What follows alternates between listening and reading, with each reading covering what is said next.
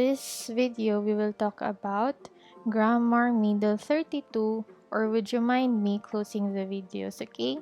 So, sa demo po sa native camp, may dalawa po tayong textbook, okay? Si admin po yung pipili kung anong textbook ang ipapademo niya sa atin. So, it's either Grammar Middle 32 or Grammar Beginner 4. So, sa experience ko po, madaming beses na po ako nag-apply. So, na-demo ko na po tong dalawa na to. Kaya medyo kabisado ko na po kung ano nga ba yung posibleng itatanong ni admin. So, dito po, during the demo, hindi naman po talaga pinapatapos or conduct talaga ni admin yung buong textbook. Minsan kapag ginalingan mo masyado, or kaya dito, ginalingan mo dito, sasabihin ni admin na, okay, skip that part. I want you to go to questions. Ganyan po. Sa experience ko, less than 10 minutes lang po ako pinademo. At nagbigay na po agad siya ng feedback. Okay? So, this is the flow. Hello, welcome to Native Camp. Can you see and hear me okay? Okay, am I speaking too fast or just okay? Very good. So by the way, my name is Teacher Mimi. How about you? What's your name?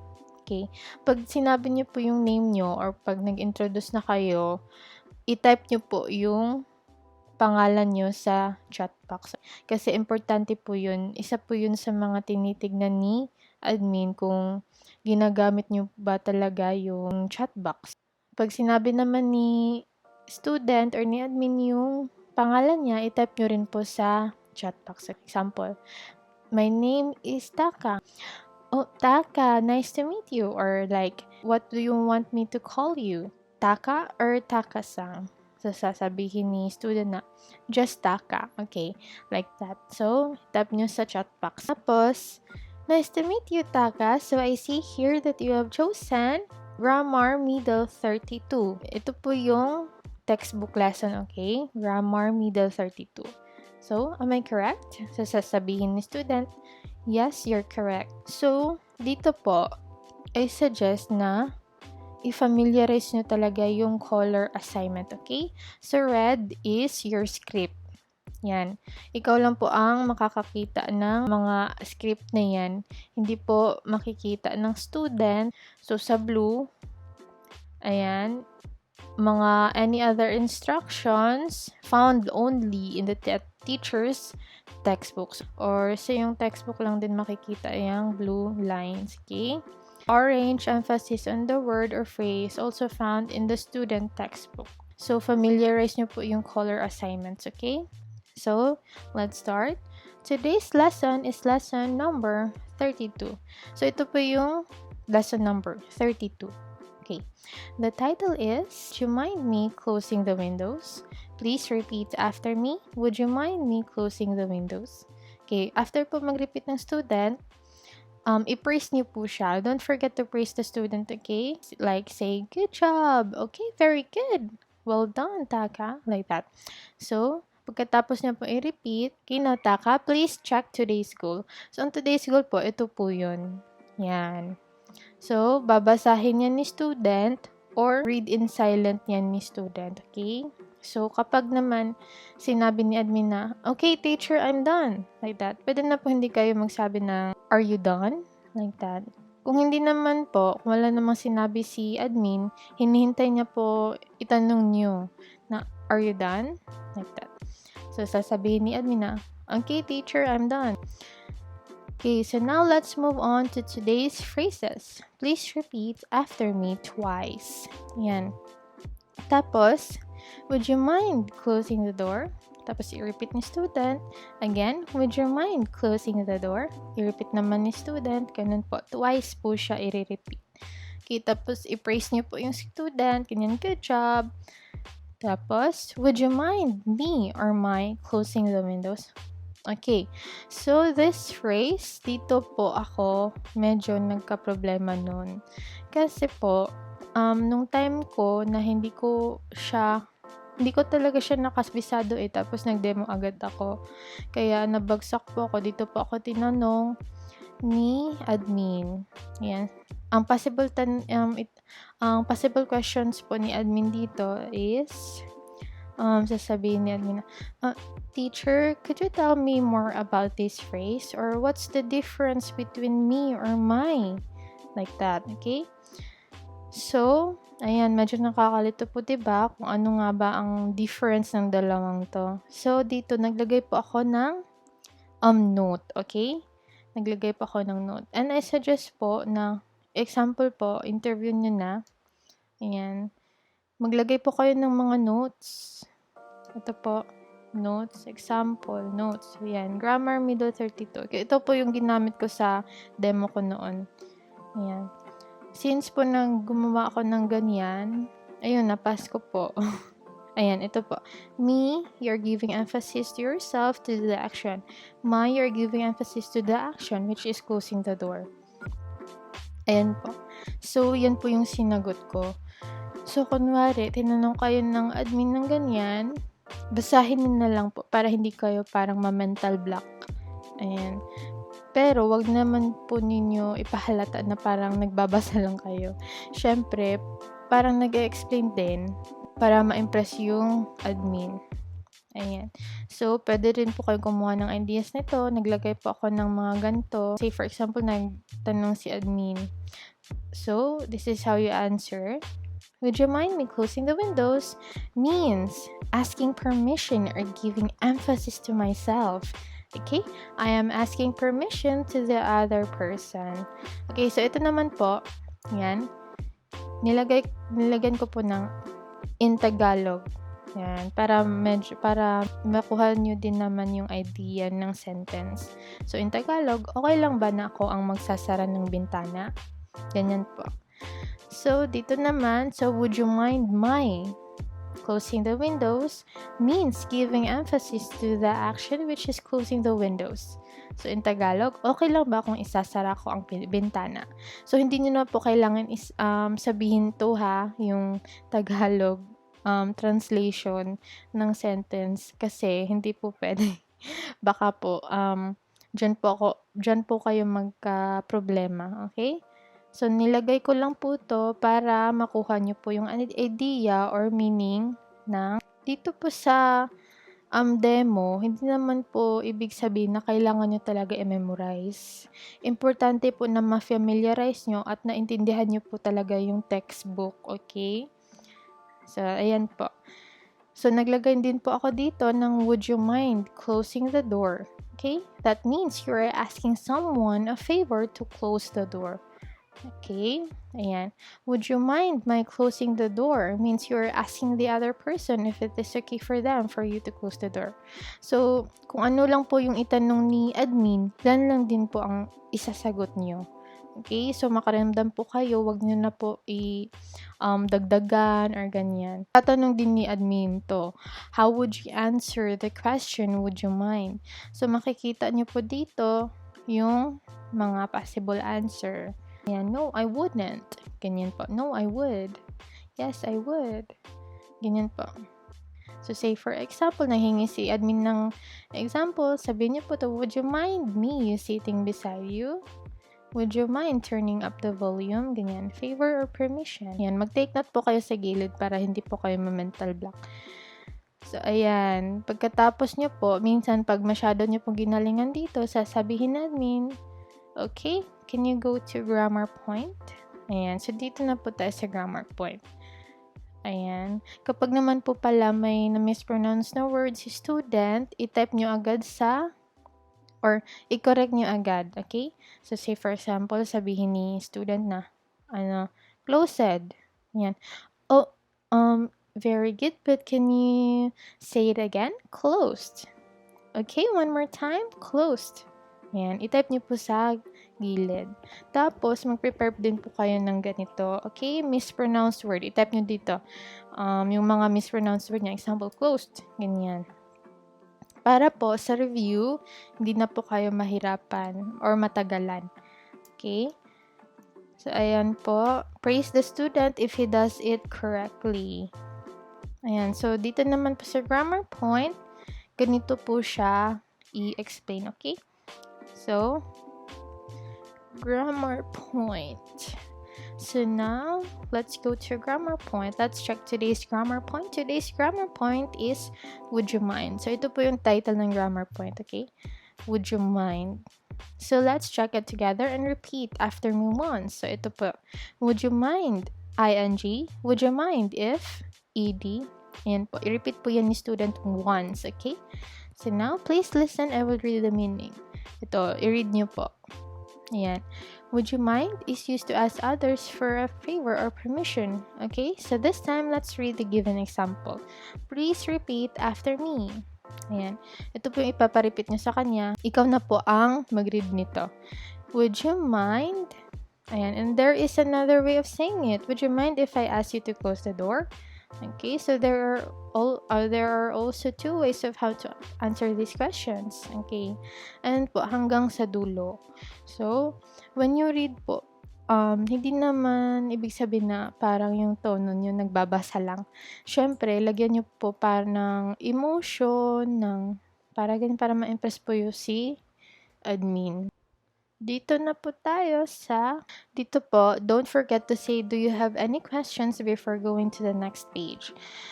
So, before po kayo mag-proceed sa next activity, so say for example, dito kayo sa phrases. So, sabihin nyo, itanong nyo sa student, okay, Taka, do you have any questions? Okay, if none, ganyan, proceed na kayo. Tapos dito, okay, before we proceed to new words or expressions, do you have any questions? Ganyan po. Mag-ask po kayo ng questions before po kayo mag-proceed sa next activity or next page. Ayan. So, dito na po sa new words or expressions. Okay? So, minsan po, hindi na po pinapatapos ni admin dito. Okay? Pag masyado nyo pong ginalingan. Okay? So, minsan, sasabihin din na admin na, parang pinopronounce niya ng mali para kasi gusto nilang tignan kung paano natin i-correct yung student kapag nagkamali sila. Ganyan po. So, new words or expressions. So, please check the directions. Ayan. Tapos, babasahin yan ni student or kaya read in silent lang. So, no need na po magsabi ng, are you done?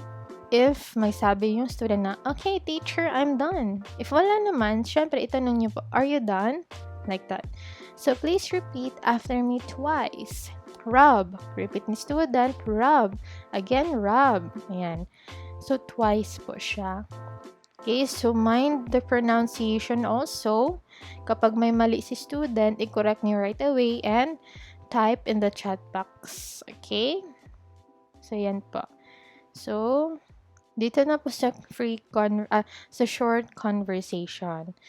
So, read the lines with feeling. So, dito po, sa first step, let's do a role play. So, this is how you say it. Now, Taka, let's do a role play. So, I will be Olivia and you will be Daniel. Okay? Are you ready? So, I will start. What's the matter? You are thinking about something, aren't you? Ayan. So, si student na naman ang magbabasa sa lines ni Daniel. So, sa second naman, let's switch the roles, diba? Example, ito magkaiba po pala sa Grammar Beginner 4. Dito po, sa first step, let's read the conversation together. So, i-repeat nyo po, ganyan. Pero, dito po sa Grammar Middle 32, let's do a role play na agad. So, kung ano po yung nasa textbook, yun lang din po yung susundin nyo. So, ganyan po. So, minsan po hindi pinapatapos ni admin. Minsan sasabihin niya na, okay, so please skip that part. I want you to go to page, ganyan. So, kapag may mali siyang na-pronounce, i-correct right away, tapos i-type sa chat box. Okay? Utilize the chat box. Dito naman sa questions, okay? So, madami ding si admin dito. Based on my experience, dito po siya sa number 1 nagtanong. Please check the directions. Ayan. Now, please answer the questions about the short conversation. So first, let's have number 1.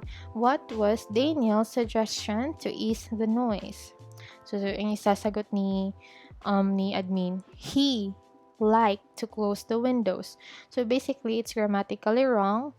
So, titignan ni admin kung paano ba tayo mag-correct ng student. Okay? So, ayan po, naglagay pa ako ng pwede niyong isagot dito. Okay. Sasabihin ni admin, he like to close the window. So, yung answer niya po, yung answer niya na mali, ita-type nyo rin po sa chat box. Okay? Very good, but let's practice the sentence one more time. You said he liked to close the windows to ease the noise. It's better to say he'd like to close the windows to ease the noise. Tapos yung correct answer po, i-copy and paste nyo lang po sa chat box para po hindi na kayo matagalang ng type, okay? Yan. Tapos, minsan tatanong ni admin na, why is the teacher? Ganyan. Tapos, ito po. That's because, ayan, basahin niyo po yan. Okay? So, ayan po. So, continue to the last question. Kung wala namang sinabi si admin na, skip the part, okay? So, dito na po tayo sa exercise. Dito sa exercise po, sa experience ko po kasi hindi niya ako pinaano dito eh. Pero, baka po, meron silang tinatanong dito. Possible questions naman or possible situations is sa number 1. Would you mind? Tapos mali yung sinabi niya. Permission yung sinabi niya. I-correct niyo by saying, can you try again another answer? Okay, go on. Let's try another answer. Okay, pag mali na naman, ganyan, i-correct niyo na. So, it's better to say, would you mind my borrowing your phone? Okay? So, can you read that phrase again for me? Ayan. Tapos, number 2, ganyan po.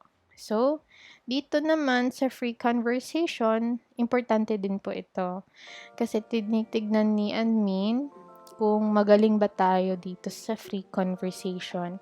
Kasi po, kapag maaga po tayong natapos sa textbook, hindi po pwede na mag-goodbye na po tayo nang hindi pa inaabot ng 25 minutes. So, we should utilize the time by using free conversation. So, pampahaba po ng time to. Okay? So, ayan. Now, let's start. So, talk about something you can stand. Okay? Ang mabibigay po na tip dito is talk freely, go with the flow, ask follow-up questions, correct the grammar, and be confident. Okay?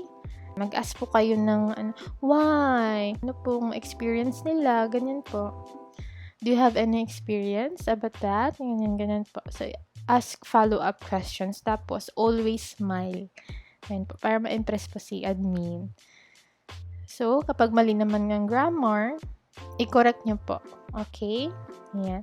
So, sabi niya, I get annoyed when people are being noisy. Ayan.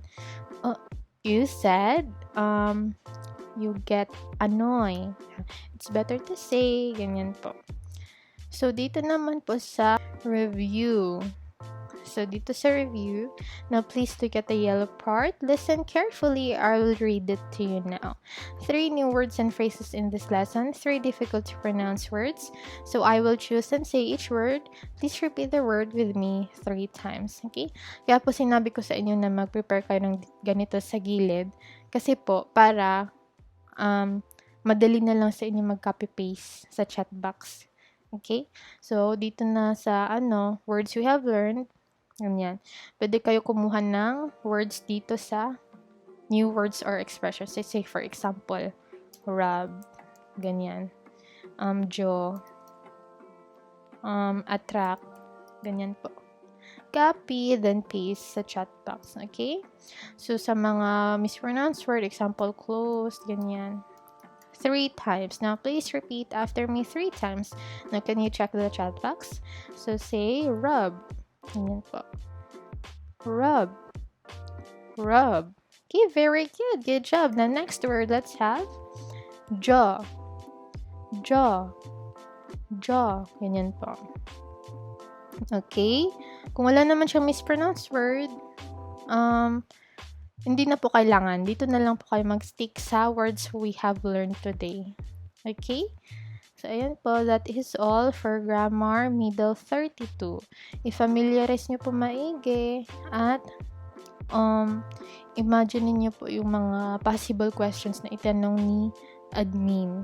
Dapat po prepared tayo para madali na lang sa atin, okay? It doesn't mean na kailangan nyo po i-memorize. I-familiarize nyo po talaga at intindihin nyo po yung textbook, okay? So, in what way? By watching YouTube videos about sa Grammar Middle 32. So, good luck. God bless. I hope makapasa po kayo.